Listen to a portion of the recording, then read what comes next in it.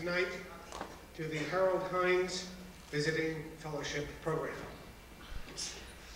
My job tonight is to say a little bit about Harold Hines, who was a person who was enormously important to the history of the school, working as chairman of the board for several years and on most every committee that the school had.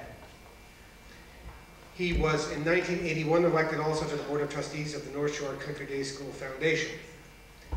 When he died, the following words were written about him in a memorial resolution, and leads directly to why we are here tonight. Resolved that in recognition of our love for Harold Hines and our admiration for his character, capabilities, and commitment, the North Shore Country Day School shall establish an endowed visiting fellowship in memory of Harold H. Hines, Jr., which brings a distinguished individual to the campus who articulates the challenges of the school's philosophy, live and serve. Special emphasis will be placed on the ethical considerations of social issues, giving students the opportunity to define more clearly their responsibility to society. The school community's exposure to the fellow should expand existing perceptions in a constructive way, thus creating a living testimonial to the ideals Harold Hines exemplified. Anybody who knew Harold Hines knows about his enormous interest in and dedication to the study of ethical issues, and particularly in relation to this school. He would very often say to me such statements as, "What has the school done in relation to ethical issues recently?" And so tonight is a wonderful opportunity for us to meet someone who has taken a very important role in these issues, and Mr. Diamond will now introduce her.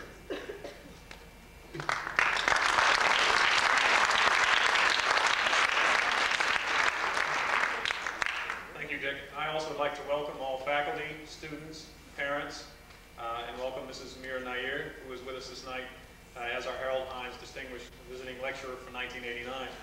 Mrs. Nair will tell you a little bit about her background when she gets up here and speaks, so I'm just going to run over briefly the highlights. Mrs. Nair was born and raised in India, in the small town of Orissa.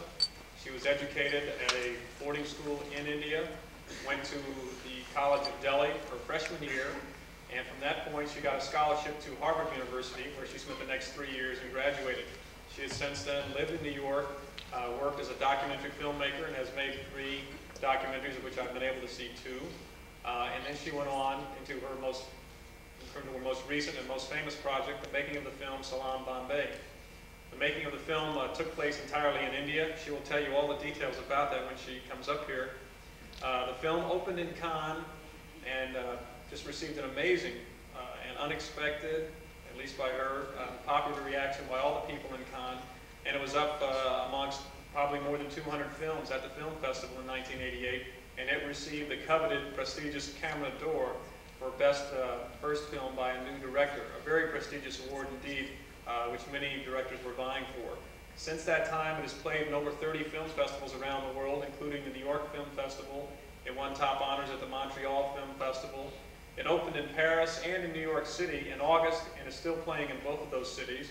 It enjoyed a very popular 6-week run here at the Fine Arts Theater down on Michigan Avenue here in Chicago. It is playing all over the world. This Wednesday, as many of you might know, the Academy Award nominations will be released, and there is a possibility there that Salaam Bombay will receive a nomination for Best Foreign Film. We'll know that on Wednesday, and we certainly wish Mrs. Nair the best for that. Before she comes on stage, I'd like to invite each and every one of you to a short reception following her remarks, and that'll be in the Art Gallery or in the Carver Beyond the Art Gallery right after she speaks.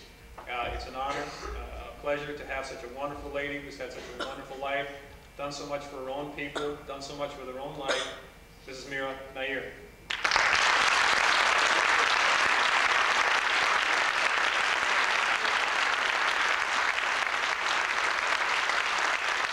Thank you very much.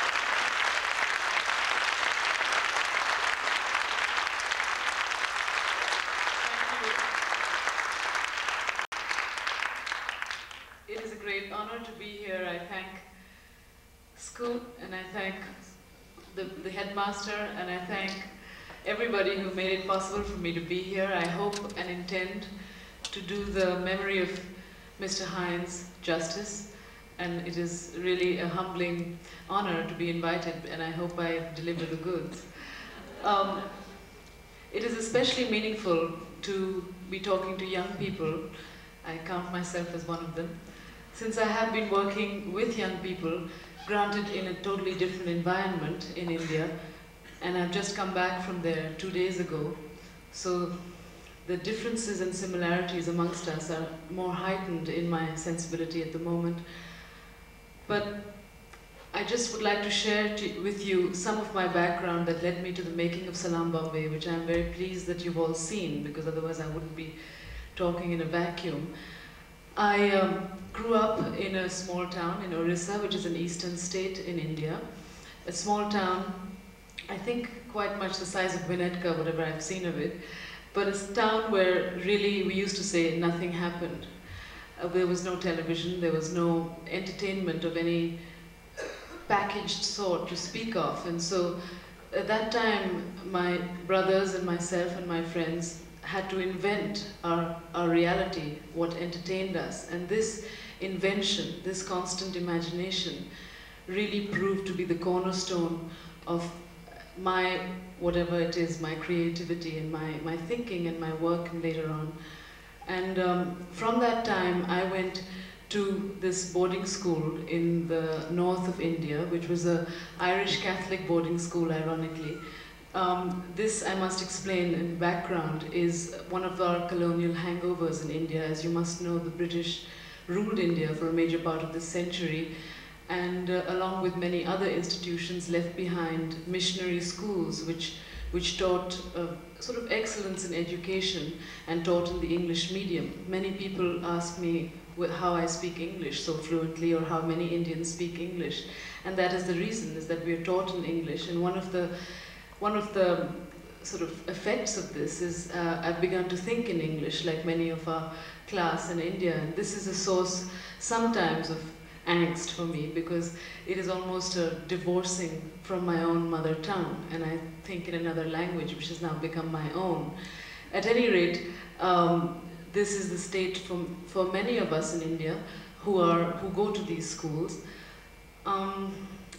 When I was in the school, which is, I think, I haven't seen much of North Shore, but I will tomorrow, quite, a school that is very much contributing to an excellence in education, to an ethical sense of values, to an opening up of the world.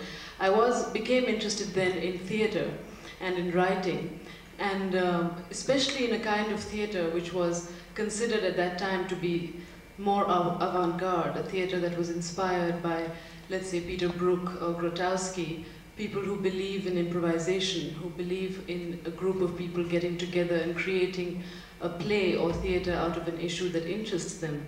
I mention this now because it interests me that this kind of theatre, which I did as a 13-year-old or a 14-year-old, I returned to 2 years ago with my film Salaam Bombay, which is, as you know, about street children in Bombay.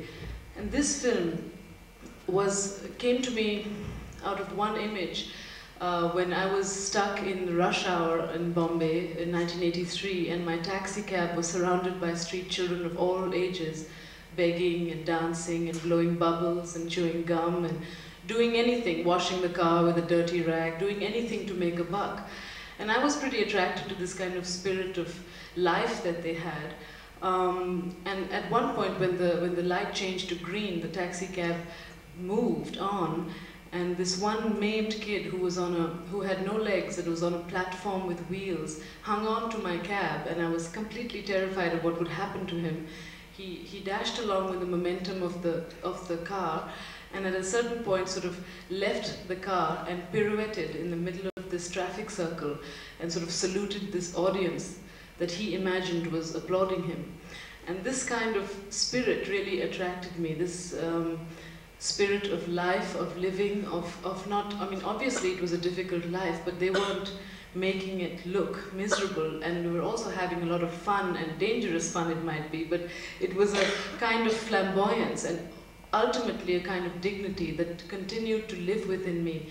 And I returned to this subject in 1986 with the idea that if I ever were to make a film about street children, that I would make it with street children playing themselves, because it was my belief that their combination of being ageless and children at the same time was a combination that was inimitable, that was not a combination I could find, or neither was I interested in finding in child actors.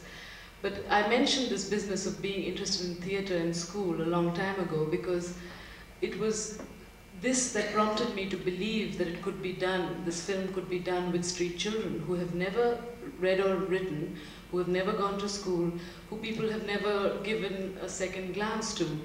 And so in 1986, a couple of assistants and myself targeted certain areas of the inner city of Bombay where we know where children hang out, which is, you know, railway stations, beaches, shops, certain shopping areas, this kind of place where a lot of children come to Bombay to make another buck.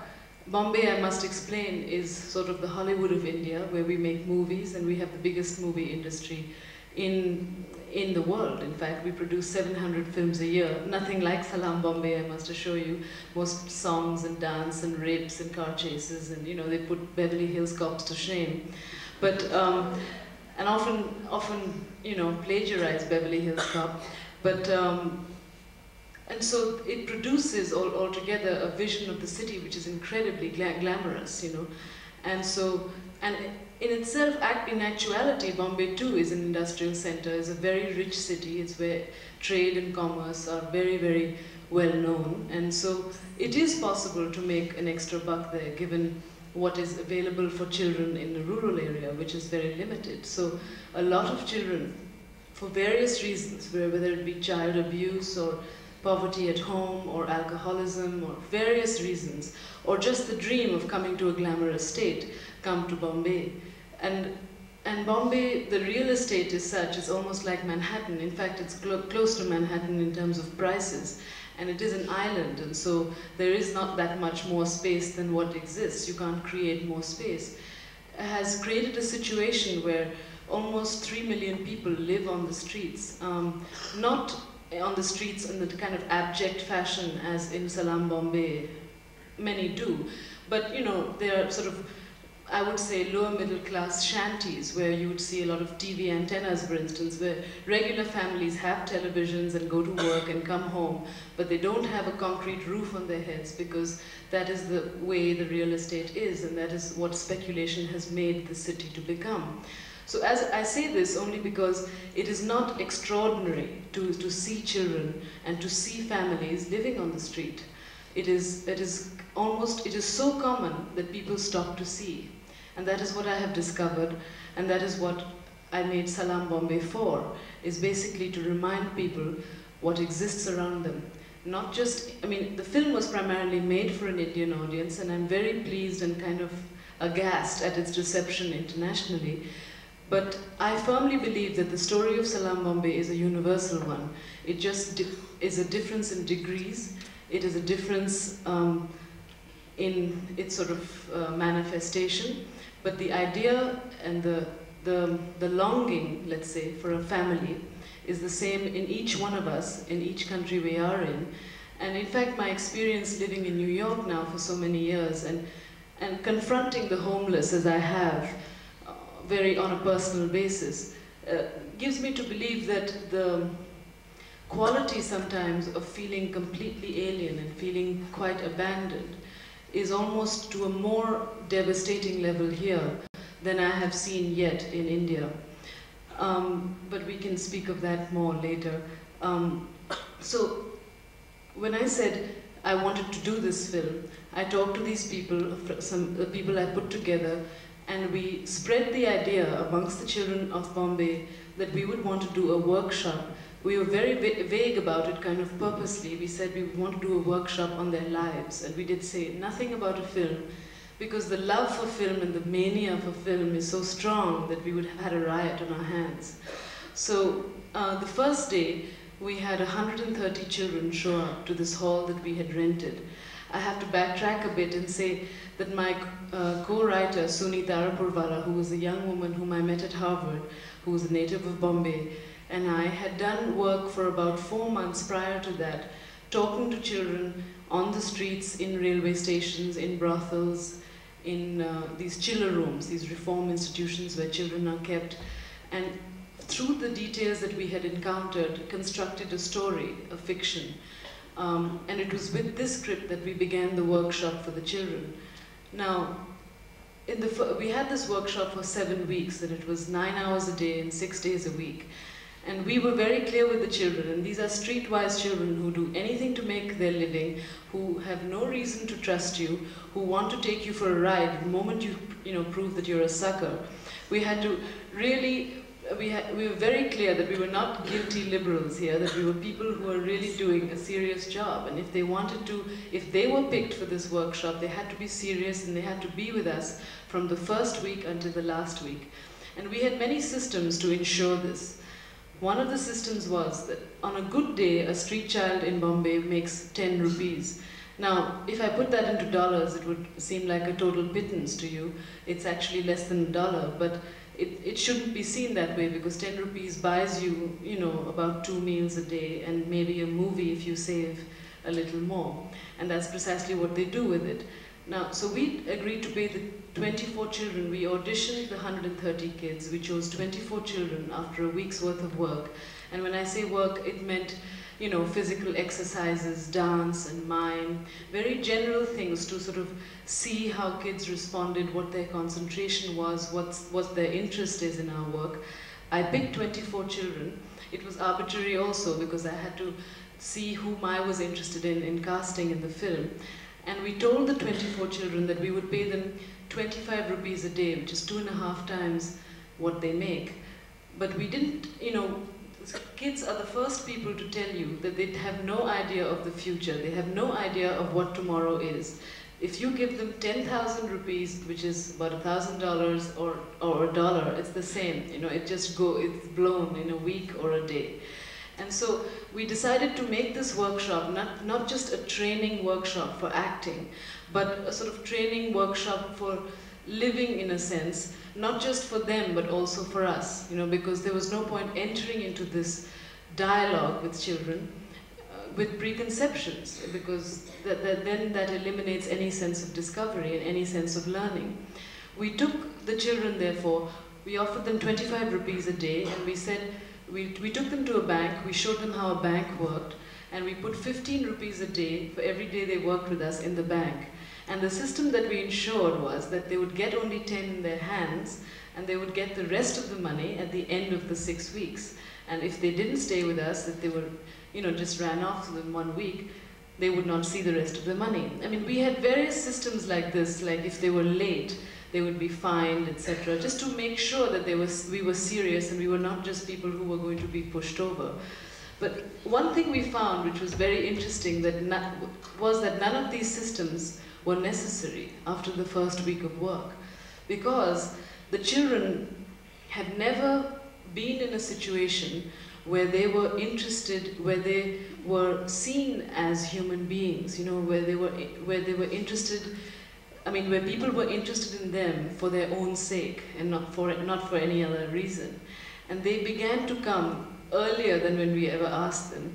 And at a certain point when I began to cast the film, and I would say only 4 of you come and not 24 of you, the 24 would still show up. I mean, it was a situation where it really astounded us, because these are very, very tough kids. And they have never, they are the first people to be independent and just to take you for a ride.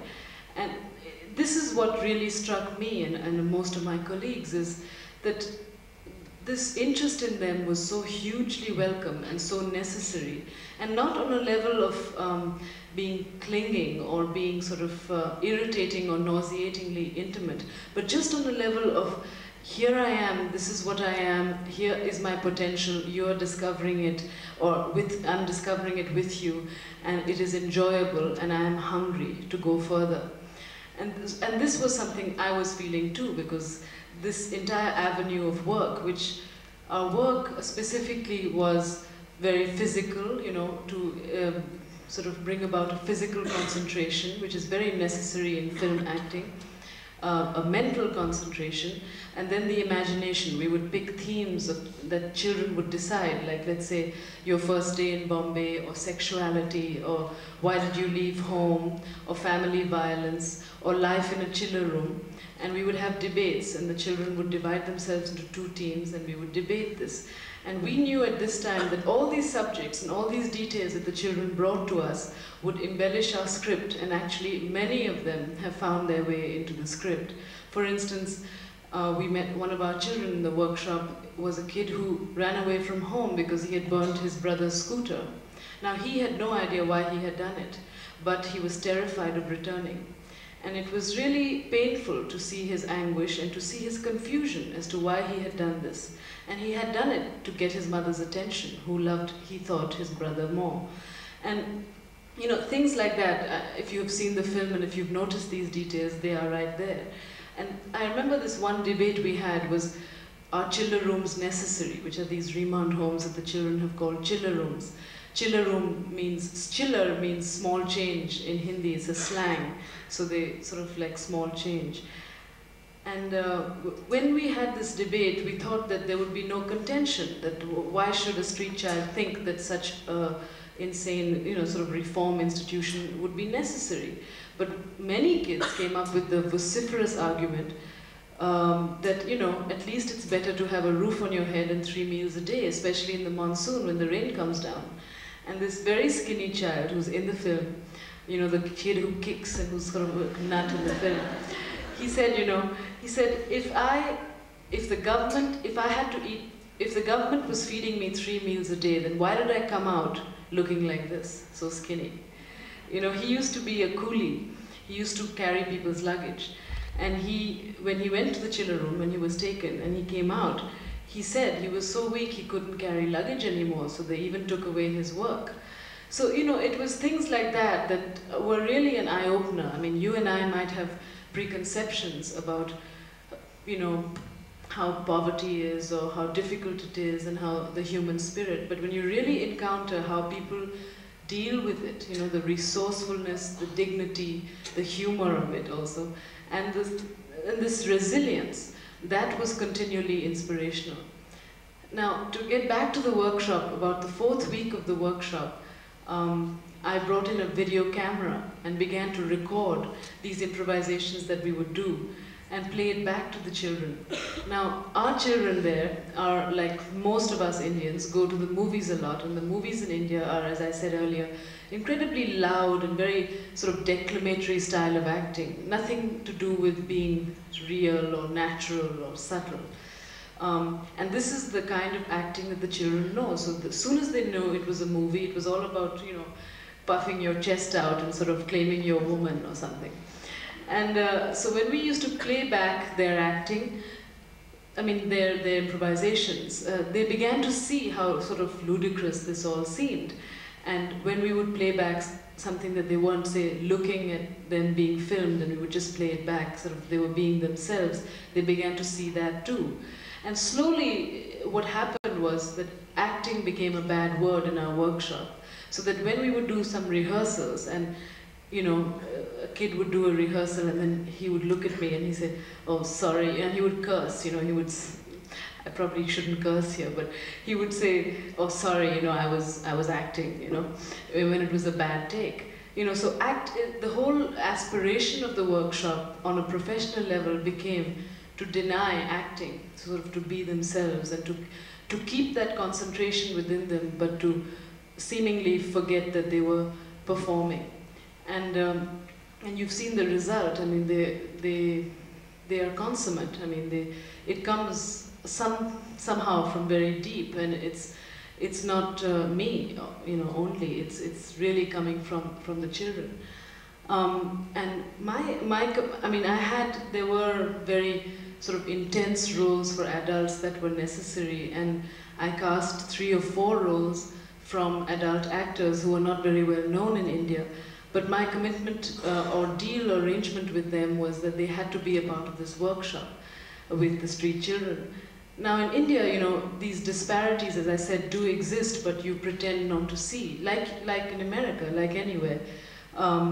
And this sort of dialogue between the professional actors, who are obviously of a higher class, and the children, proved to have, again, many rewards, and promoted the kind of seamlessness which is in the film, because I certainly didn't want people to feel that this is a professional actor and that is a street kid. But it was very interesting to see when I used to hire a professional actor for, like, say, 2 days, somebody who did not know of this entire long duration of our work with these children.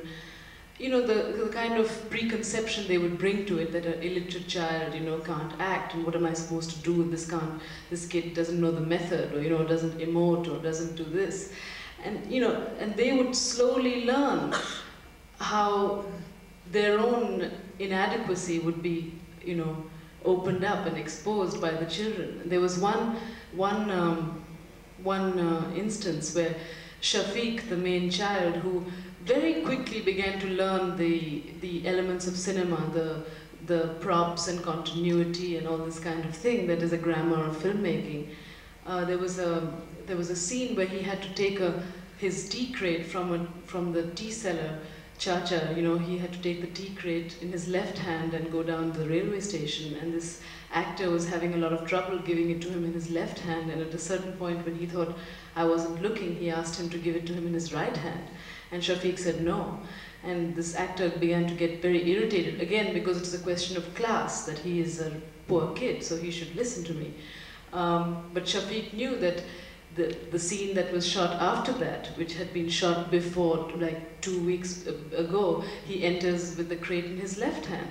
So he looks up at this actor, who's a professional, and says to him in English, "Continuity problem."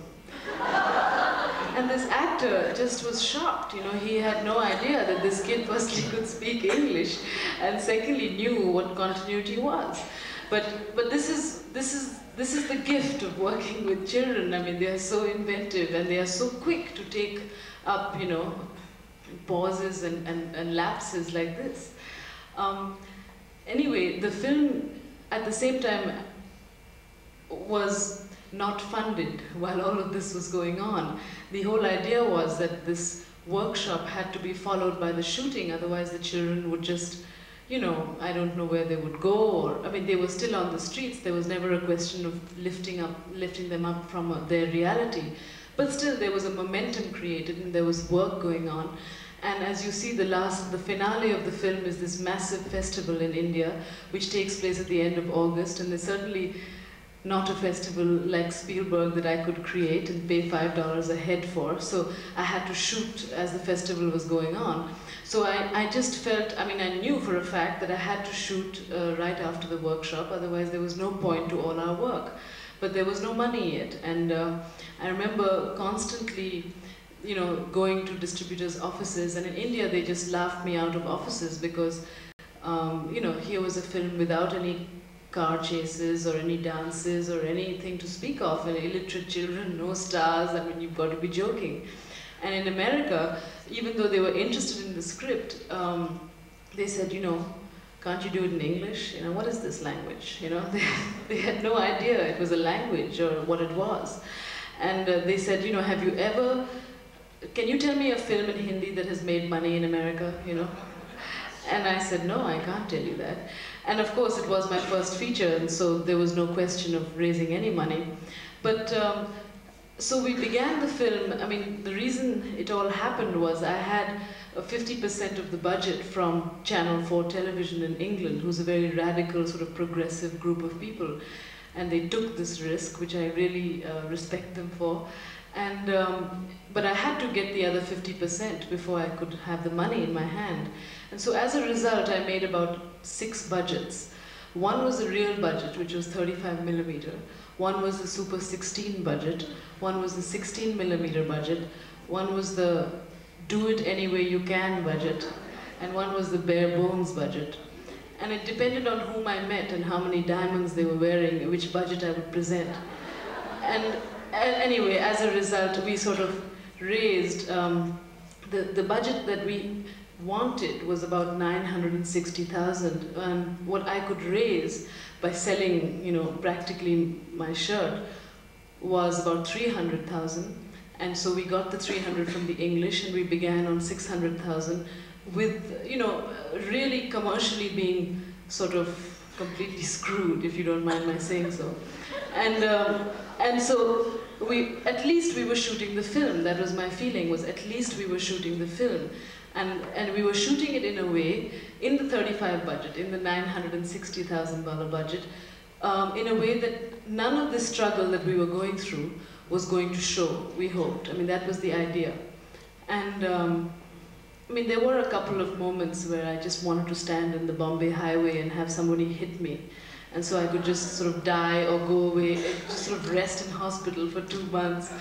But then I used to get over that, you know. I used to joke around with Shafiq or Chaipa or some of them, and they would bring me back. But it was very, very grueling. And towards the end of the shooting, the smart French came along and they gave us the rest of the money and took a lot of the picture. I mean, owned a lot of the picture. So as a result, at least we had the money to make the film, and the film is made. But throughout the making of the film, my colleagues and I, who had gone through this entire long process of first researching with the children, and then working with the children, and then casting them, and then shooting the film with the children, kept sort of struggling in our minds with what should we do with the kids? I mean, what can we do to create something more permanent for the children? You know, even though we were still struggling with that question, I must say that our entire attitude with the children throughout the working of it was never to give them the illusion that we would be their mothers forever, because we were not going to be there forever. It was instead to create an environment where the kids were really respected for being themselves, were really encouraged to know their own self-worth and their special skills, whatever they may be. I should also say, because people are always interested in this facet, is that we paid the children like any other film star would be paid, depending on their roles. But we paid the children, again, with the same way as we paid them in the workshop. We took them to a bank and we paid them most of their money, which is a lot of money, which they wouldn't have made, let's say, in 10 years as a street child. We put it in a fixed deposit. We introduced them to the manager and we told them how a bank works, and we put most of this money into a fixed deposit in each child's name, which would mature when they're 21, and a second part of their money in a savings account, which gives them an interest every month, and then a third part of the money in cash for them to have a good time because they worked really very hard. Now, many children did different things with that cash. You know, Shafiq, in fact, Jaipa, bought a lot of safari suits, which is the current fashion in India, which is these sort of ridiculous suits like you're going to go hunting. And now he's, you know, he's just grown out of them, of course, 6 months later. One of our other kids, who's a complete rascal on screen and off screen, is very, very shrewd about money, and he's gone and bought his family's house back from the money lender in his village in Bihar, which is a very poor state, and now owns his house and sits in it like a little lord. And if his mother doesn't give him the food he wants to eat, he says, "Give me back my house." So, you know, they don't let you rest, you know. They're really smart and savvy children. And so this is the way we paid the kids, and we taught them. I mean, the whole idea was to really open them up about the possibility of, let's say, saving or the future, or, you know, things that would help them. Of course, Shafiq, you know, he took his continuity pictures, these little Polaroid things, and went back to the bank manager about 2 months later after I had left, and convinced the bank manager that he was a star and that he needed his savings account. And the bank manager gave him his savings account. So fortunately, he can't touch his fixed deposit. But anyway, so we deal with the daily struggles of working with kids, but this is how we did it, which really in principle has worked. But above and beyond this attitude that each kid is really on their own, and you know, what happened was when we finished shooting, my assistant director, who works with children primarily, she's a child psychologist, was hired by us to work with the children full-time after shooting for about 6 months. And her attitude was, she asked each of the 19 children who are in the film what they want to do with their lives. And each kid came up with a different idea. And it was never a question of spoon feeding or saying you should do this or you shouldn't do that. Because these again are street kids who will do precisely what they like. But they still need help in knowing, you know, what they can do and how to do it. So, for instance, one of our kids is just a fantastic sculptor. He is a wonderful artist who draws all the time. In fact, his father threw him out of the house when he was 14 because all he did was draw. And then he came to Bombay and he sat outside this big film star's house for 2 days, for 2 weeks in fact, to see this film star's face. This happens a lot in Bombay, and all he saw was Mercedes cars going in and out with black glass windows, and he said he got fed up and then he became a rag picker, and then we found him. So that was his story, and then we discovered this talent he had, which was not just a talent but a passion for him. And now this child is one of our success stories. In fact, he teaches blind children sculpture in a school, a national school for the blind in Bombay, and he has a status in life. He earns money there, and he also studies with them. So he's really a kid who's sort of doing what he wants to do. And of the other 19, about 6 have gone home to their villages. I mean, in this sort of, not all of them are like this rascal who demands his house back, but they are with their families and some going to school. About 4 children are going to school in Bombay, and this again was a bureaucratic nightmare and a total, again, sort of taught us a lot, because to put a street child into school is really almost impossible, because you need birth certificates. Of course, they don't know when they're born. You need legal rights and powers of attorney and all these kinds of things, which are very, very difficult to get for a street kid who has no roots or whose parents are somewhere else. But anyway, 4 of our children have been in school now since January, and I've just come back, and they know how to read and write. And the little kid who plays insect just came first in his class. And 3 of the older children are working in film companies. One of the kids said he wants to open a business, and I said, yeah, go for it. And he didn't tell me it was a gambling business, which soon shut down. And he sort of said, in case, they call me Tough Sister, he says, in case Tough Sister comes back, we'll put a peanut stall outside the gambling den so she'll think that's my business. I mean, you know, it's all about these kinds of sort of shenanigans. But above and beyond all this, we still looked for something more permanent. And what my assistant, who has worked with the children so long, has come up with is a learning center for street children. And this is a concept of a school, really, a daycare center from about 10 to 6 in the day for about 35 street children at the moment. We're opening 2 of these centers in Delhi, one in Delhi and one in Bombay. And we've just had charity premieres all over India and raised about $42,000. And we've divided this budget. We're looking for about I don't know, about 125,000, because I wanted to have enough money to run these centers for 4 years at least without having to, you know, fold up in about a year or so. So we've made a substantial step in that direction and have created this non-profit foundation called Salaam Balak, which means Salam the children. And these 2 learning centers will be opening soon. And they will be centers which offer a street child a sort of holistic approach to learning, and yet not remove them or create an artificial environment in which they become misfits, you know, and not be street kids. Because the fact of the matter is that there are many institutions which exist for the welfare of kids, who give them a bed or a bath or a meal, but none that really work on this level of opening up a world where children can first be children also and discover what childhood means, and also learn and explore their own potential. So these learning centers will have a program of reading and writing, general knowledge, and creative expression for a few hours a day, health and sanitation, and then finally a kind of extension service whereby they could either go home back to their families or be linked up with other programs that might suit their special skills. So it is a source of great pride for us that actually many of the children of Salaam Bombay will not be benefiting from this center, that they are working with us to create this center, but many of them are already doing, as I said earlier, things that they want to do.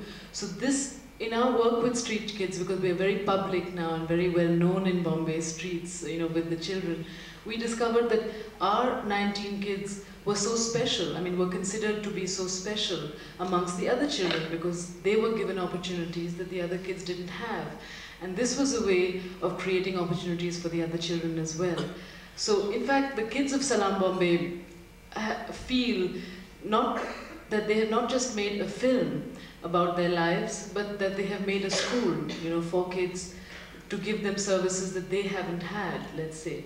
And of course, this has its entire set of hilarious anecdotes, whereby when we were selling tickets for these charity premieres, many of our children would take the same, 20 rupee ticket and sell it in black market for 200 rupees, and then come back with this illegal 180 rupees and sort of say, this is for our school. And, and they constantly do this. We used to sell Salaam Bombay t-shirts, and they would double the price on that and put, the rest of the money in the school, and this was flagrant. But anyway, in fact, we did condone that, I must admit. Well, so I've just returned from India, where I'm very happy to say that Salaam Bombay is commercially doing extremely well, and we've set up the Salaam Balak Trust and are opening these schools in June this year. And I've sort of gone through this entire rigmarole to basically describe that a lot of my interests and a lot of my colleagues' interests, in fact, were formed very much in high school, very much in school, where an interest in theatre, an interest in public speaking or writing has come full circle, precisely in very, very realistic ways that have helped me with Salaam Bombay. And I say this because I feel very strongly that the opportunities that you have here at North Shore should be taken extremely seriously, because you never know where they would help you later. And in addition to that, I feel that we all are uniquely privileged because we have the privilege of making a choice. We have a privilege of choosing what we want to do with our lives. And I don't say this in a noble fashion or as a sort of person who shows the way, because I'm certainly not in that league, or I don't have the desire to do that. But I say this, that we must be completely responsible for our actions and not take anything that we are given lightly. Not only because there are millions of people who don't have this privilege, but also because if we do what we want to do, and I don't mean that everything you do has to have necessarily and quite heavily a social purpose, but if we do what we want to do, firstly, that's the only way to be happy with your life. But it is also a way of sharing your gift or your knowledge or your privilege with the world. And I feel also very strongly that we cannot afford today to be insular. We cannot afford to think that the situation of Salaam Bombay happens only across the ocean in a remote city like Bombay. It happens in our own backyards, and we have to take this privilege of being in an institution like this, of living in a safe place like this, of having the privilege of choosing what you want to do with your life, to work in our own worlds, to work actively, to not be irresponsible with that privilege. Thank you very much.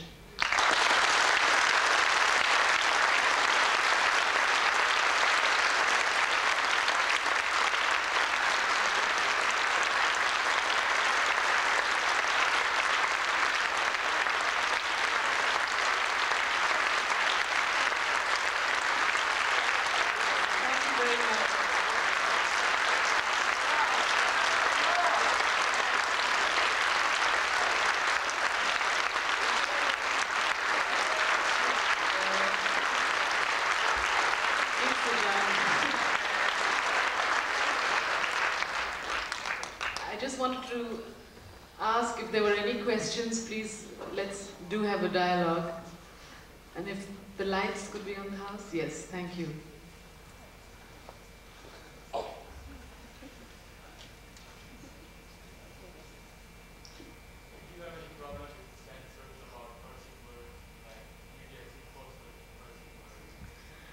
Well, the question was, did I have any problem with censors, with curse words? Because in India we have a lot of problems with the censors.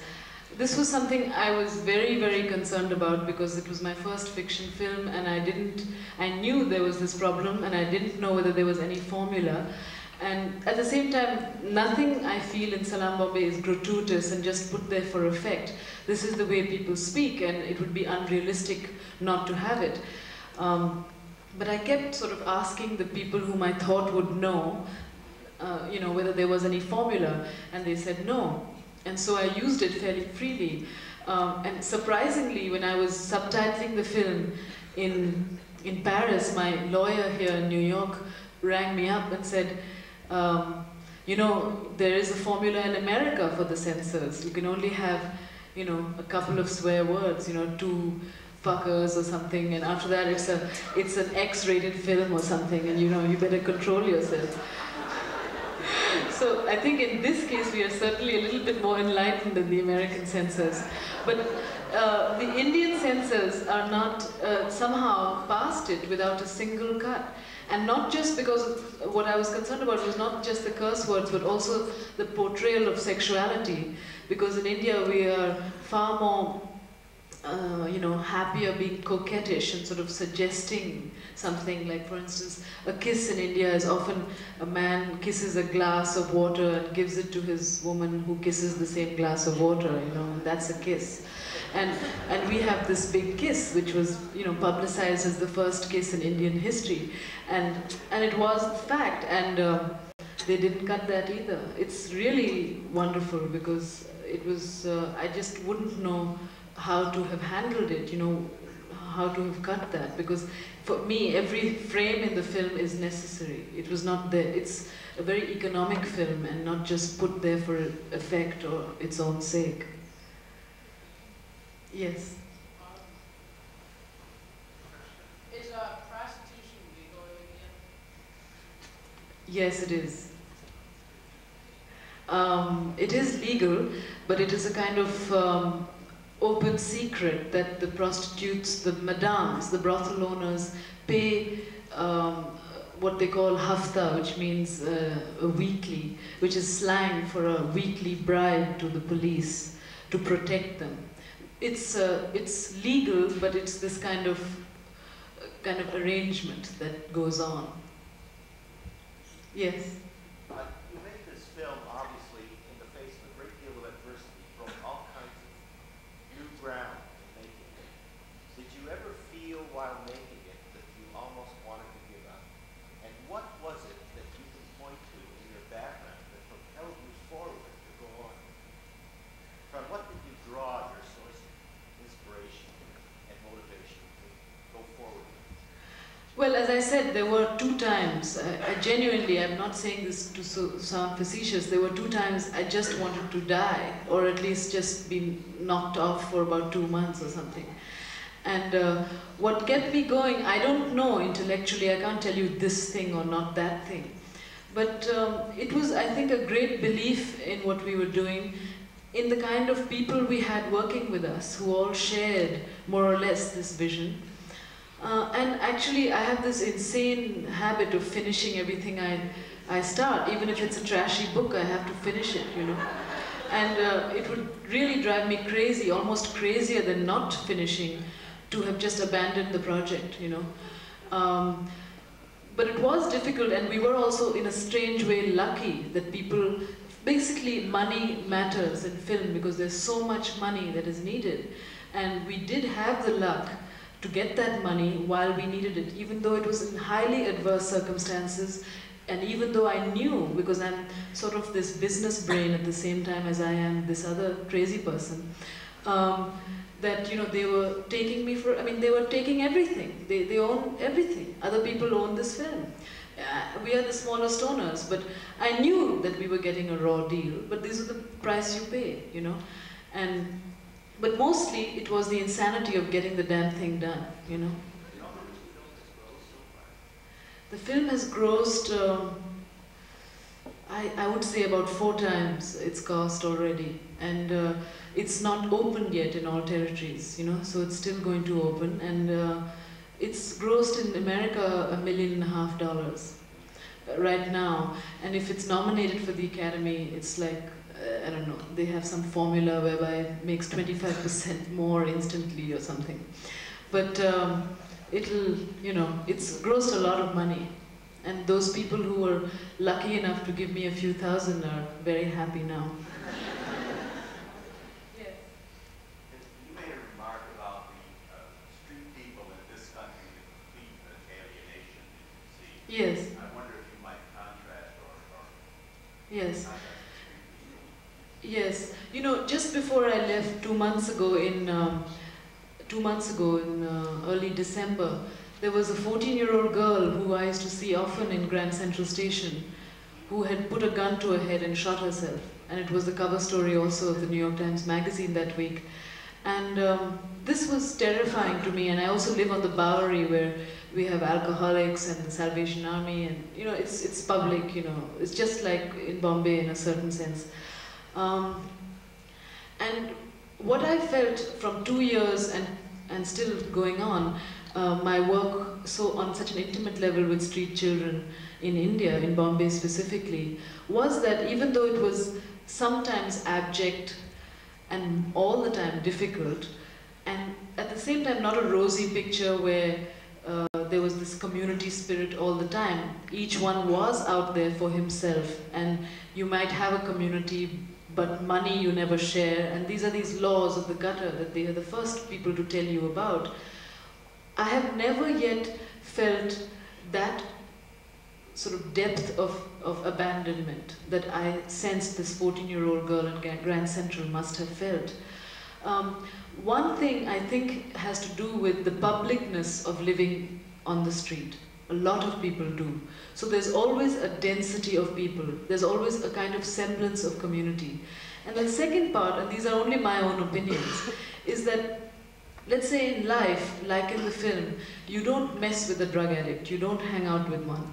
Like the kids really don't hang out with Chilam, and Chaipa does because he is naive, let's say, or is fond of Chilam or wants to reform him. But at the same time, when a drug addict, like any other person, let's say, dies, then you bury him like you would bury a loved one. You know, it might be a beggar's funeral, but it is the same principle of a funeral that my mother would have or my father would have. And that quality of, you know, at moments in their life transcending their individual prison is quite real in India. And that is something I haven't felt here yet, you know. And I don't know what it is, but I think it is finally this sense of feeling completely alone, you know. And also it is the culture of violence, you know. This is, when I say in principle, Salaam Bombay is the same all over, but in actuality, the situation of Salaam Bombay, in actuality, let's say, India, I would definitely say, is much less violent in the criminal sense and also in the sexual sense than, let's say, Brazil or America. And that has to do with the accessibilities to weapons, and the whole culture of violence here, which is much more immediate, it's much more available, you know, and it isn't in India. You know, yet. It might change, but it isn't there. So there is almost a quality of naivety, you know, there, that is very real. You know, it's not this kind of, I mean, there is criminality and gangs and all this, but on a much more older level, not on the level of adolescence yet. And even on that level, it's not as violent, it's not as sort of indiscriminate that you just take a gun and shoot somebody, you know, like you hear here almost every day. So that is just my own you know, my own feelings about what I see. Yes. Yes. The daughter of the prostitute. Yeah. Did you find her on the streets as well, or was she really the daughter of somebody? And what happened? Everybody is the daughter of somebody. But she... Sorry. Just just pulling your leg. She is a child on the streets, and but you know, again, and she's found on the street, and again, but there is a different culture for street boys. Usually boys live on the street on their own or with gangs, but girls who live on the street live with their families. She lives with her families. She has 5 other siblings, and her father shines shoes, and her mother sells clothes. And she is just this young, just wonderful girl who lives in a bus stop, in fact, in a very old, open park in Bombay, and continues to live there, except that she's one of the kids who've chosen to go to school, and her siblings have chosen also to go to school with her. And the 2 of them, 2 sisters and herself, are now in school since last January and are doing really well. And as of last month, we just bought a house for her in her name, which is like an amazing thing in Bombay because of real estate being what it is. And again, when I say we've bought a house, comes partly from her salary, because it's never a question of like charity and giving away something, you know. They have to feel that sense of pride and ownership themselves. So it's just that our connections, that we talked to various people, you know, and we found her a house that was affordable, and they will be moving there shortly. But she's very much, a child of the street, but it's a different kind of life than a boy on the street, because you belong to a family and you have a family structure, and her family is in fact an incredibly good one, very supportive, very loving family. In fact, many people all over the world say they want to adopt her, and they just so fall in love with her, you know, like I have, in fact.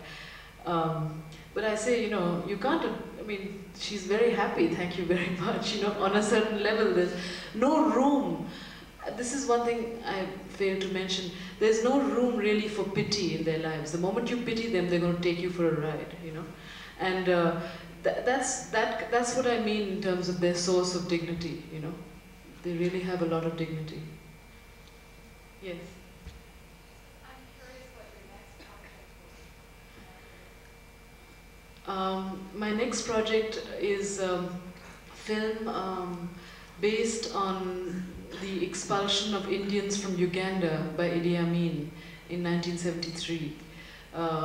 There are many of Indians who have made Uganda their home since the late 1800s, and who know no other home except in memory than Africa, than Uganda.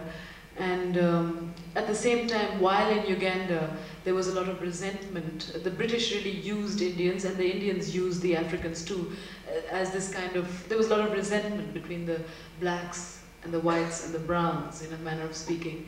And this was brought to a head and was fanned by various political entities. And anyway, when Idi Amin came to power, as one more act of his, to add to his insanities, he had a dream that the Indians must go. And so one day he just expelled all Asians, and regardless of whether they were Ugandan citizens or not Ugandan citizens. And so many Indians simply found themselves stateless, and many found their way to America and to England and to Canada and various places. So my film will be about an Indian family who's expelled and who run a motel in the Bible Belt of the South, American South. Lots of action. Yes.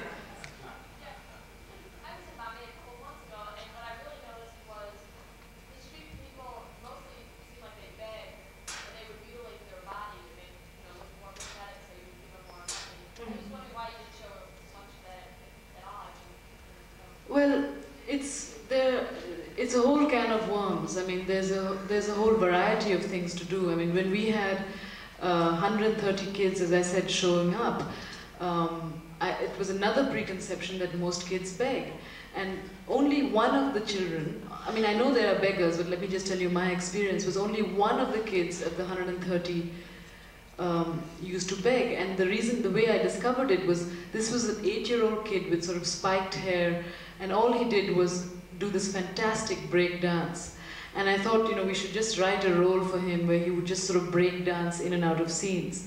And I really liked this child, and he stopped coming. He was one of the 24, and he stopped coming, and I wondered why. And then I found out that he was hired by an adult who was not even his father to beg. And this person, even though this kid was making more money probably than he would begging, he was just under this person's control for whatever reason.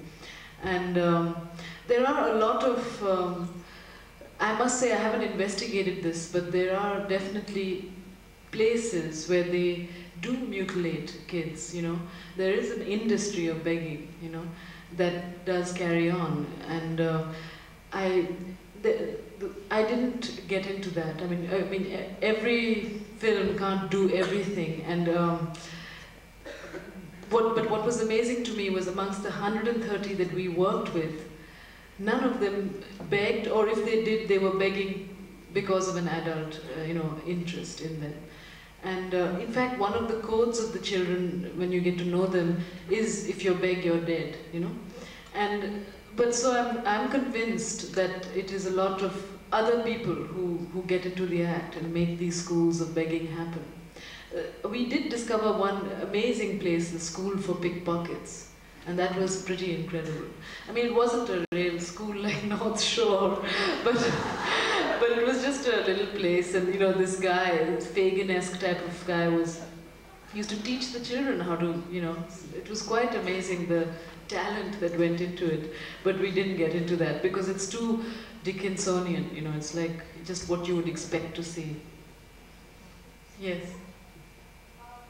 The woman who ran the house had like a red stains on her hands and on her face and some other, and when they were like performing or like right at the end, they were like glowing red liquid. Yes.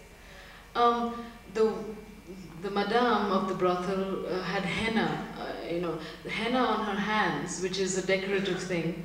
In fact, I have some because when you go to a wedding, to show that you've gone to a wedding, they put this very beautiful ornamental henna which stays on your hand for about 2 weeks. But the madames have a different design of henna, which is more like, to show where they are, what they do. But it's not that this is a madame style of henna and this is somebody else's. It's just a little cruder than most. But the henna on the hand is decorative. You might be referring to tattoos that she had over her body. And those are, caste marks or village marks from where she came from, or a goddess that she believes in, and it's their mark, So it can be a variation, but it usually is one of those 3 things. The red powder is in festivals in India. There's one major festival called Holi, which is the celebration of spring, where we throw powder on each other, colored powder on each other, as a festive thing, as a celebration. But the one that the Ganpati, the festival that is in the film, they throw red powder just for again, festivity, But the vermilion, a kind of orange mark that people have on their foreheads, Baba has it at the end of the film, is a mark of prayer, that you've gone to, it's like communion in a sense here. I mean, it's just like Ash Wednesday, you've gone to the temple and you have this mark of blessing, basically. So it's basically those things.